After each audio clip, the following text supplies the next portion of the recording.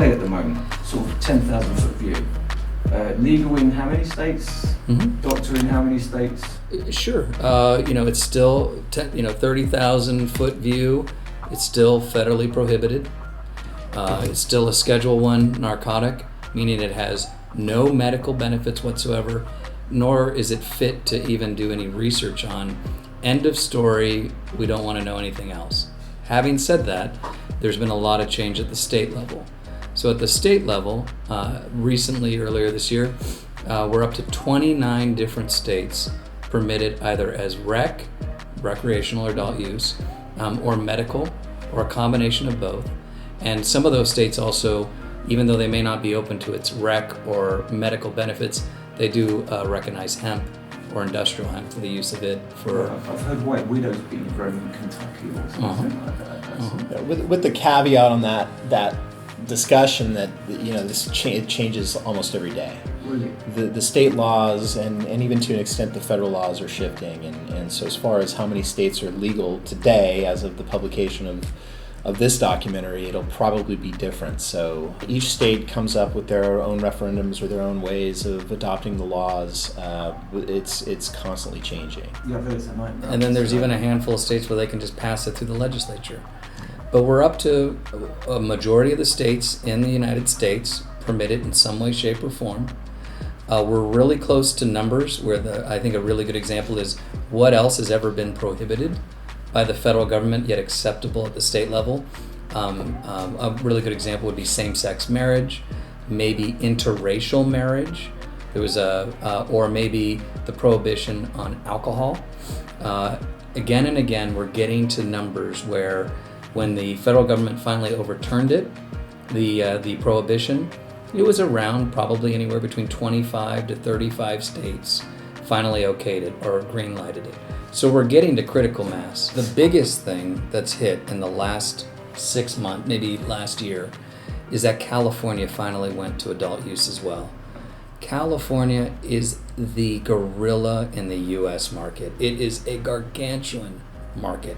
It has some of the highest use levels per capita. It has some of the highest, best quality cannabis coming out of Northern California. I've heard numbers as high as 49% of the entire U.S. market flows through in or out in some way, shape, or form through this one state. So this is a tipping point. We've hit critical mass in the U.S. Okay. But right now there are pitfalls for military veterans, and we should talk about a handful of those.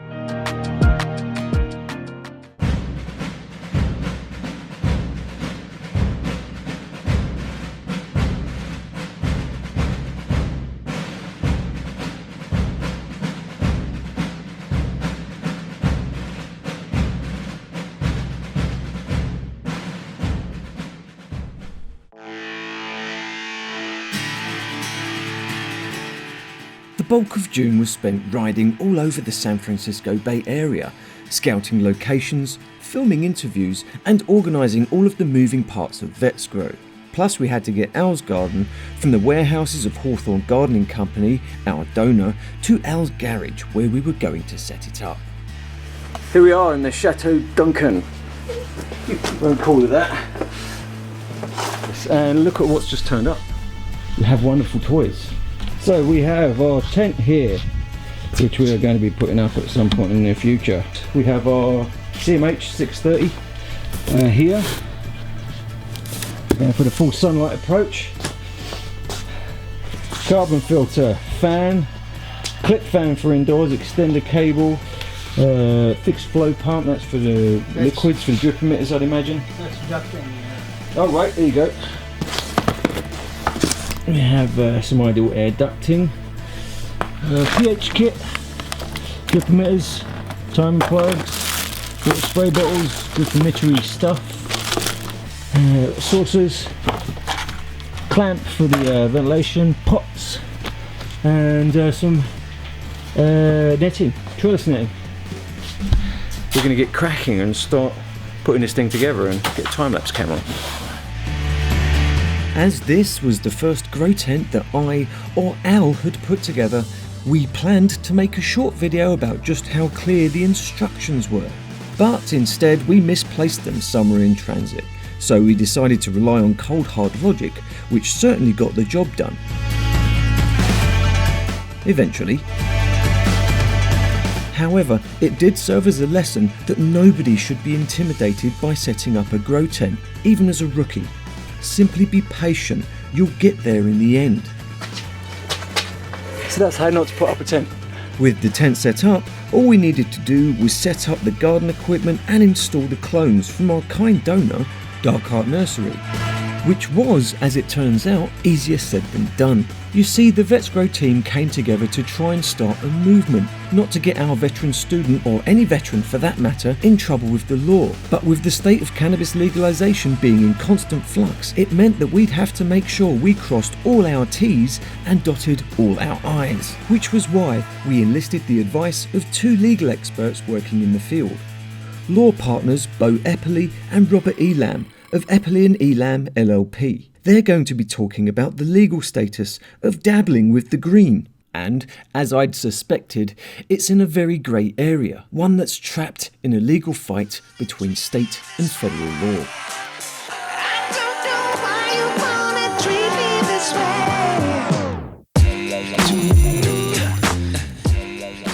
But before we could even speak to our legal consultants, we'd already started bumping into several hurdles. Firstly, in that Dark Heart were not licensed to sell directly to the public, meaning that they'd have to ring around their retail partners to find one that would be okay with us filming the pickup.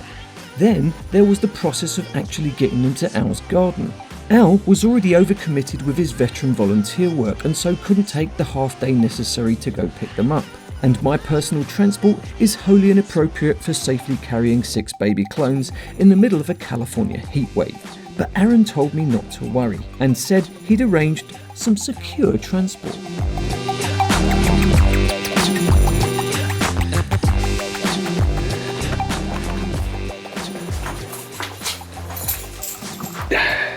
So today's an exciting day because we're going to pick up the clones and set up Al's garden.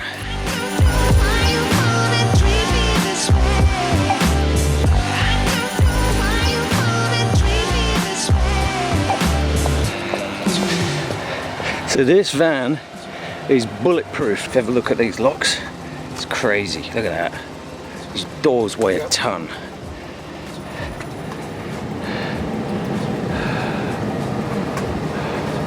There's Aaron.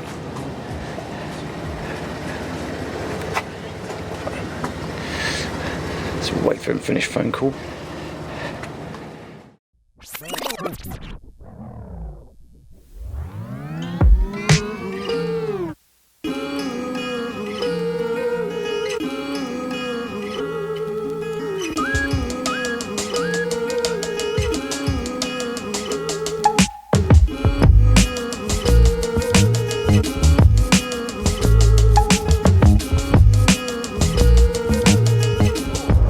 Right on, dude. So welcome to Hardcar. Here we are. I'm in the car with our veteran contact, Aaron, and we're on our way to pick up the clones. We're in one of our armored vehicles right now.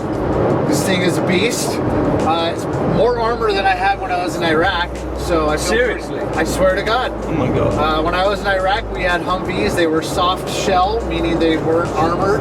We had to actually put sandbags on the side of the back. Like the Humvee has the back where you know guys can sit on the back of the benches. Right. So we had to load those with sandbags, and then we had to get steel plates, and we bolted them down to the center on the bottom. And actually, that's where we mounted our 60 caliber, our M249 Bravo. So, but we were exposed. You know, we didn't have gun ports. We didn't have anything like that. You just had your own body armor, and so this is Hardcar. This is like Hardcar's flagship vehicle, one of our first vehicles that we had, van number 2. The sucker is fully armored, weighs 7,500 pounds or so,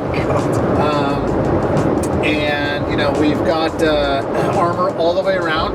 The cab is full armored, the back is fully armored.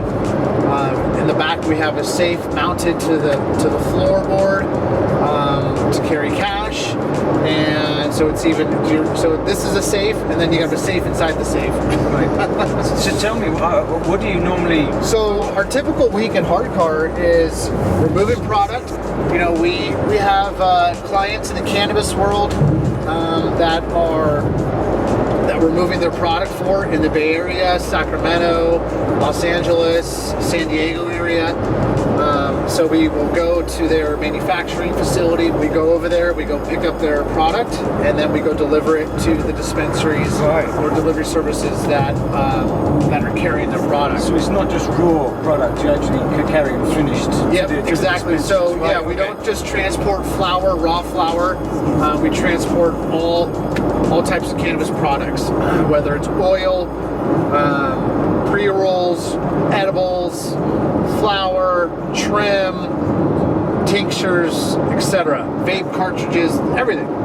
So you're fully licensed and bonded to carry all of this stuff? Absolutely, yeah. Hardcar has our California state and local license to distribute on the medical and rec market. Right, fantastic. And what's unique about Hardcars? All the guys in the vans that'll be driving around are all military veterans, and most of them are combat veterans. Wow. What's also unique is that all of our guys have our BSIS California State guard card and gun cards, so we're allowed to carry firearms. Okay. We also have insurance on every vehicle, and it's for cannabis and or cash, or a combination of the two. Right. So we can carry up to $5 million of product, for example, and be insured. So if anything happened, we're still covered. We have a mission to the veteran community to help advocate and get them access and employ veterans. Right. When veterans get out of the military, it's very difficult for some to transition into civilian life. We're used to operating, kind of with a chain of command, very structured, direct orders. We know what our missions are. And when you get out to civilian world, it's not like that, right? No one's looking after you. No one's telling you what to do in the morning. Right. So it can be difficult. We provide an opportunity, a place for veterans to work and get into the industry, the cannabis industry, be amongst your fellow veterans. There's a lot of camaraderie that's going on here, a lot of sharing of experiences, a lot of sharing of education on cannabis products. How does it work? How the different strains. PTSD is a major issue that we're facing. Right. Every veteran that goes to war suffers some type of PTSD. Right. I can probably say that pretty confidently. Right. And there's only a handful of FDA approved medications that the doctors can prescribe legally. Right. And specifically the VA doctors. Cannabis is not one of those, so we have to do it on our own. We have to do it through the private market and teach each other. Right. And that's what we're trying to do.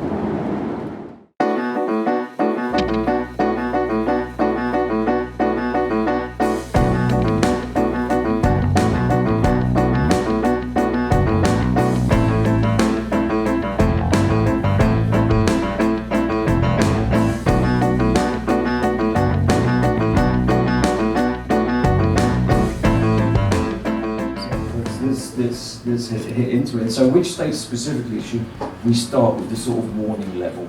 There's three main levels: recreational, legal, just period apart from the federal, medically, and then it's just a big flotsam pie of we don't actually know. That's right. Really? That's right. Yeah. So why don't we begin with the prohibition? Okay. There's still about 21 states, roughly, in the U.S. where you can't do anything.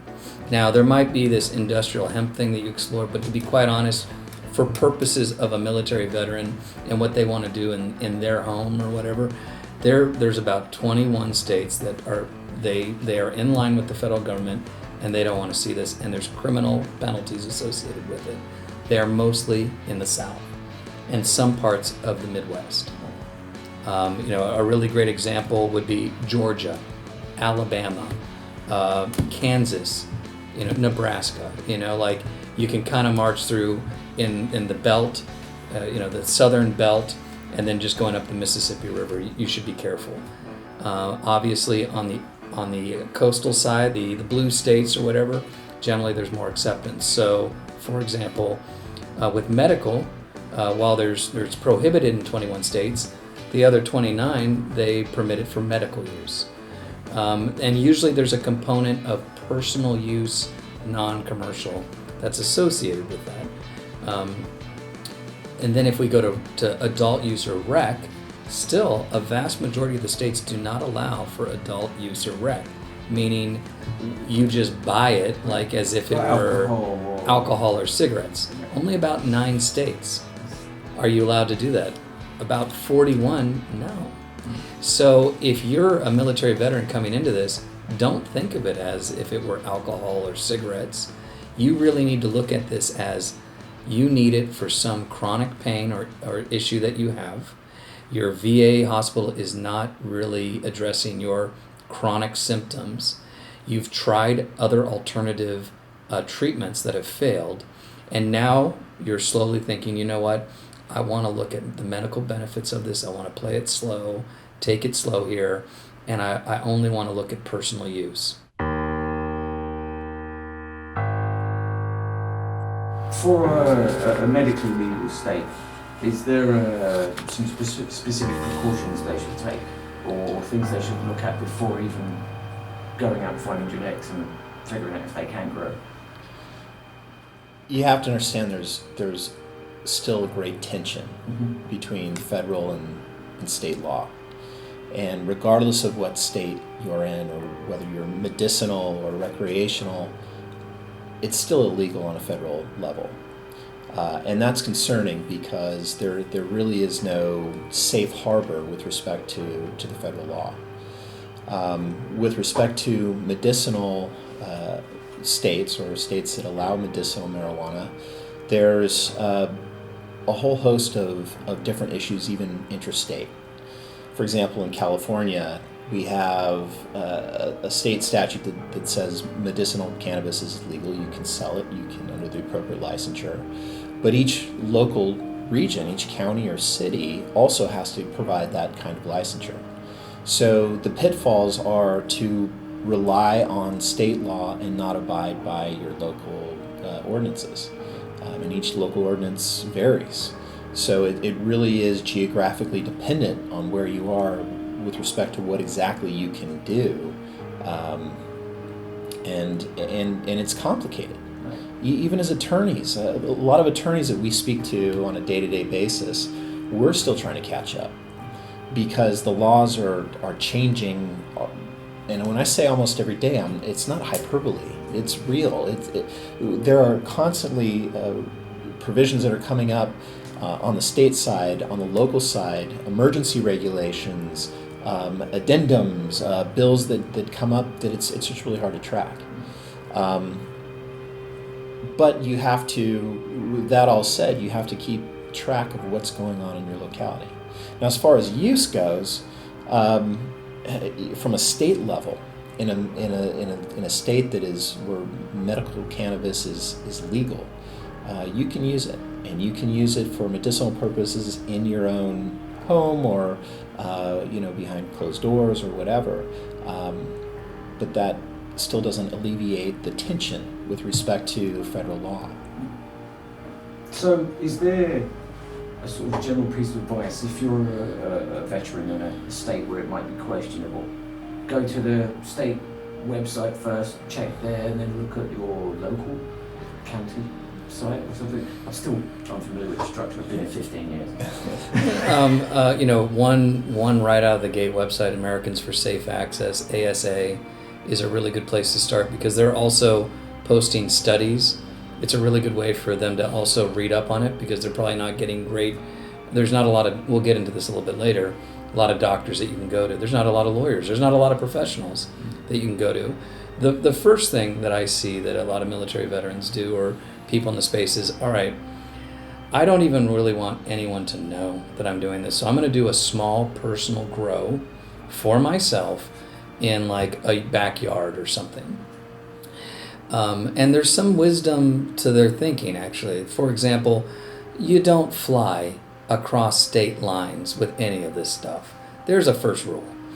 Even vape pens. You don't drive, you don't walk, you don't drive interstate highways. Now that states accept money, this goes back decades ago. Remember, why did the age of alcohol go from 18 to 21 across the country? It was tied to highway funds. States taking highway funds, and in a way, again, if you cross state line, The interstate is a federal program. Actually, it arrives out of World War II and Eisenhower. But the short of it is, don't cross state line, stay local. You really don't want to just carry or flaunt any of this sort of stuff. All right, so someone decides to do a personal grow. Well, you need to know that there's limits, because police authority wants to know what is personal use and what is it, well, you kind of look like you're being commercial and trying to sell.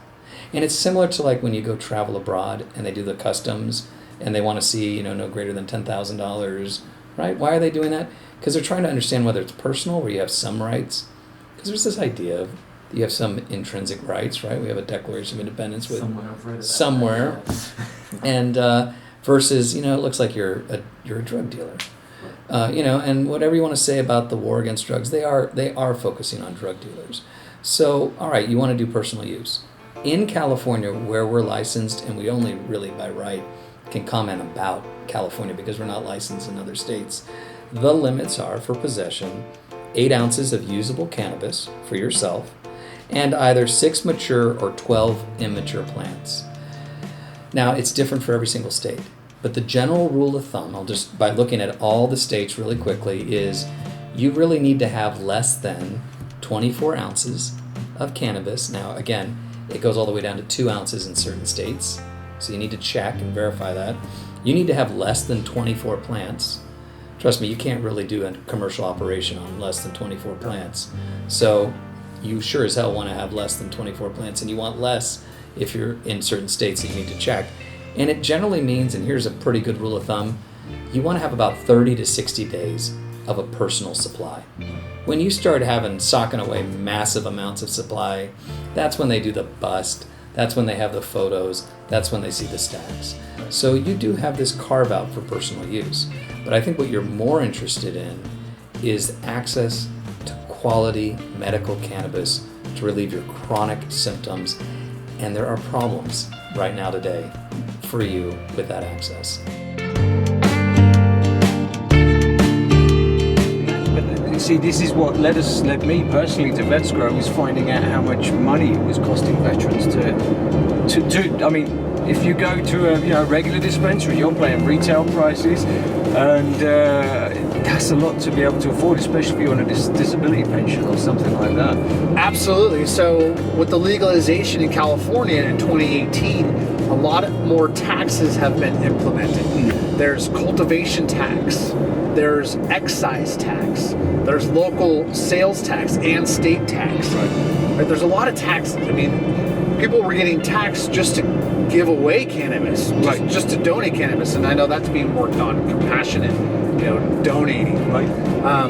But all of a sudden, you might have a $50 product, and that product is now $75, $80. Right. Because of the taxes.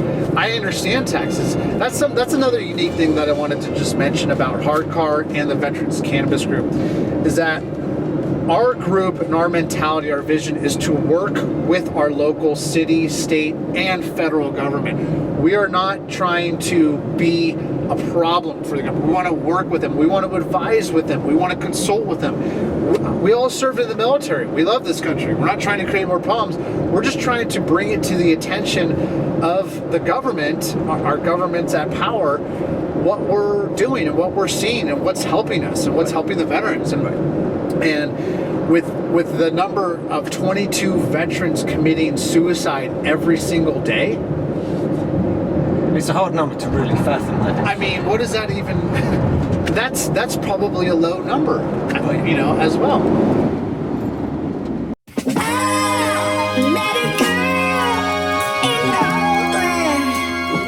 So it's a big day. It's the culmination of over 6 months worth of work for me and Aaron here since when did we start talking? Christmas? Yeah.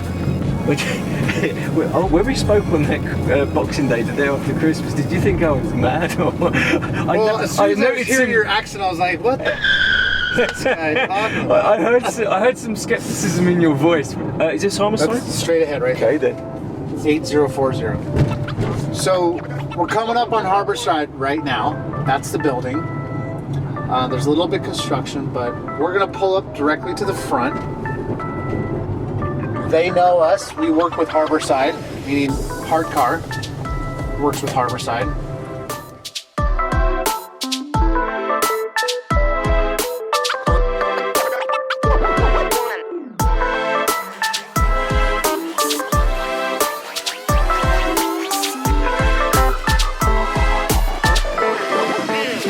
Let's go.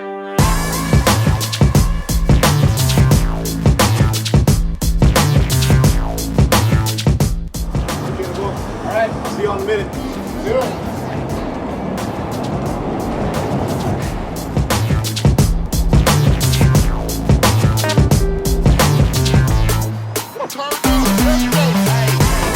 All right, so what's the plan? So we're just going to go in, straight pick them up. Okay. What's up, guys? How you doing, sir? Awesome, good to see you guys. Nice to see I'm you. here to pick up some clones for our Veterans Project. Let's grab some clones, sir. Beautiful. Oh, those look pretty. Yeah. See these roots? Beautiful. Awesome.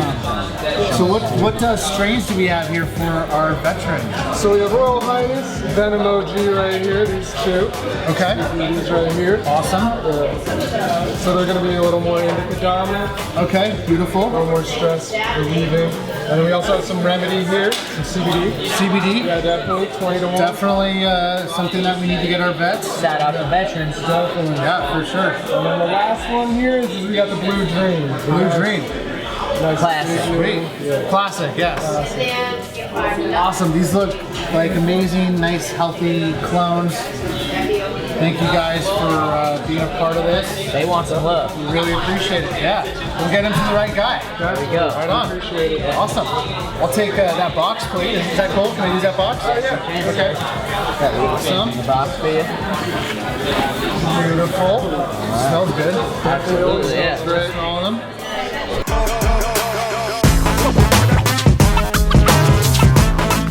Thank you. All right. See you guys next time. That's a good harvest. Yeah. This way, sir. Exit left. I gotta go. Go round.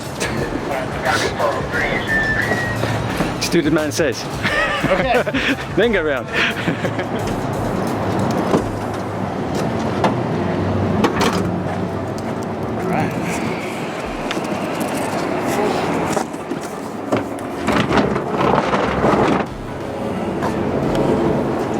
Alright, so here we are.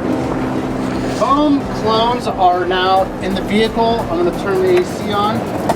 Keep nice and cool. Wither and die. And that's it. Let's Awesome. go deliver some clones. Right, let's get on the road. Alright.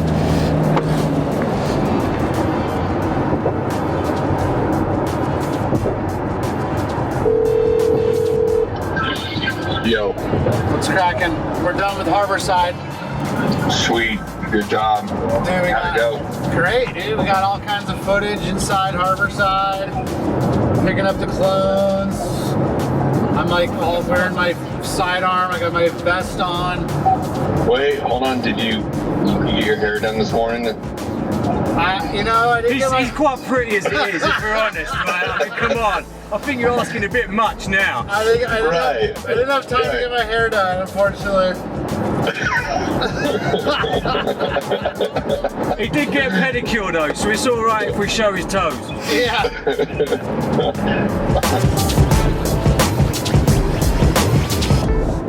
Turn it up. Let's go.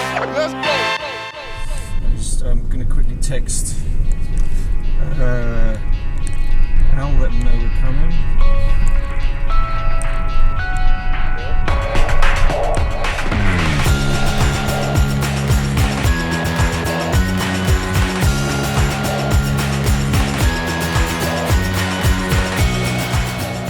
In the original plan for our installation day, someone from Monster was supposed to swing past Al's place early to set up the tent's ventilation and lighting systems. But as any good gardener knows, no gardening plan survives contact with reality. Sadly, Monster Gardens was a man down due to sickness, and so the tent wasn't finished, and nothing was ready for transplant.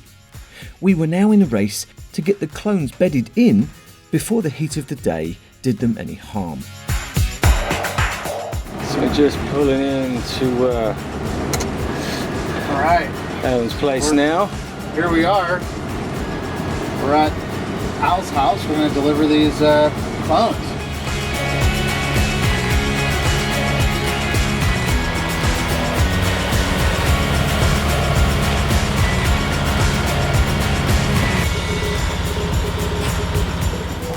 All right, senor. There you go.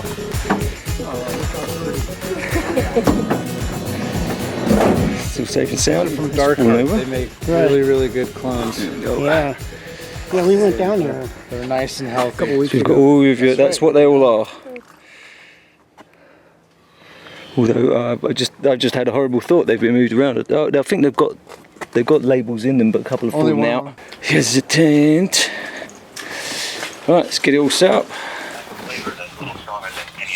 So which what's the remedies? RDY?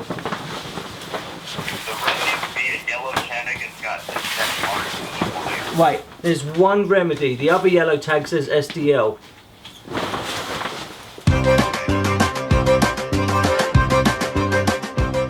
As soon as we'd gotten everything set up ready to transplant, we found our first issues.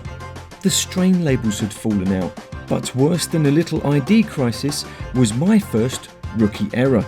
I'd forgotten to order small pots from Hawthorne Gardening Company. Thankfully, someone from Monster had popped past and was prepared to bring us some from Roanoke Park. VETSGROW is a show about teaching veterans to grow at home, and that means facing all the challenges that will confront anyone trying to grow at home for the first time. We didn't want to be helicopter parents and do everything for Al. But at this critical stage, with the plants needing a home as soon as possible, it was all hands to the pumps.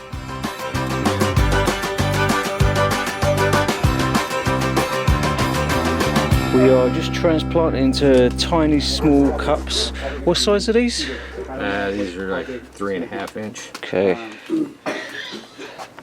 And this is didn't have the bigger ones. This is just going to be temporary for what, a week or so? Yeah. Okay. Small pots are used for young plants to avoid suffocating the rhizosphere or root zone. You see, bigger pots hold more soil media, which can absorb more water, potentially drowning and suffocating a young plant. So small pots are used as they hold less soil and therefore less water. While Al was doing his transplanting, I was trying and failing to get the fan and filter mated together firmly, as I'd also forgotten to order load-bearing straps to hang them in the ceiling. Wasn't hanging on? It fell off on my head, on my foot practically, so I'm just putting it back on now. So what's the problem with this again? It's just because the factories don't make them so they line up properly? Well, in this case, they just need a different type of clamp.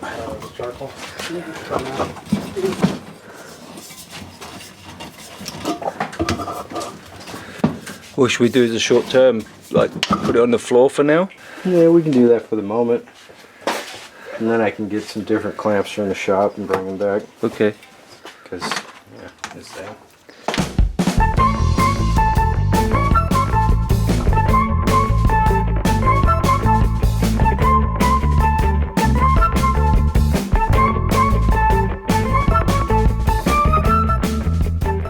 The garden itself is a very simple setup. It's a 5x5 Grow Lab tent with the plants living in 5-gallon fabric pots, each filled with Nectar for the Gods Soil Blend number 4, while being fed with nutrients from Green Grow. Everything is organic, and it's all under a 630 watt ceramic metal halide full spectrum lamp. We decided to go very manual with this setup, so Al was going to be hand watering all of the plants, with the only thing on a timer being the lamp. Okay, that's very weird. They should both be off. It's a bad switch over this one. Oh my god. Oh my god. To add insult to injury, in hanging and testing the CMH fixture, I'd managed to damage one of its power switches, meaning only one of the 315 watt bulbs would light. All of this leads me to home gardening rule number 1. Prepare properly. Hopefully you won't be trying to simultaneously film and edit an entire show while you build your garden, so don't be like me. Check that you have everything you need before installing your plants, and test everything to make sure it works. A quick call to our Hawthorne rep saw the lamp zoomed off to a repair facility, whilst we grabbed a stand-in lamp from Monster. Meanwhile, as the clock ticked a day away, our team decided to lower our target from completing the entire garden setup to doing simply what we needed to do to keep the clones healthy until all the kinks could be worked out. I think you're dialed in, man. With Al's babies secured, we all took a little time to share the real start of the first VETSGROW. Coming up in episode 4, we finally live up to our name and actually start our veteran growing. I delve deeper into the legal and social issues at stake in the fight for cannabis access. And I get an invite from Hardcore to join them at the National Cannabis Industry Association show in San Jose.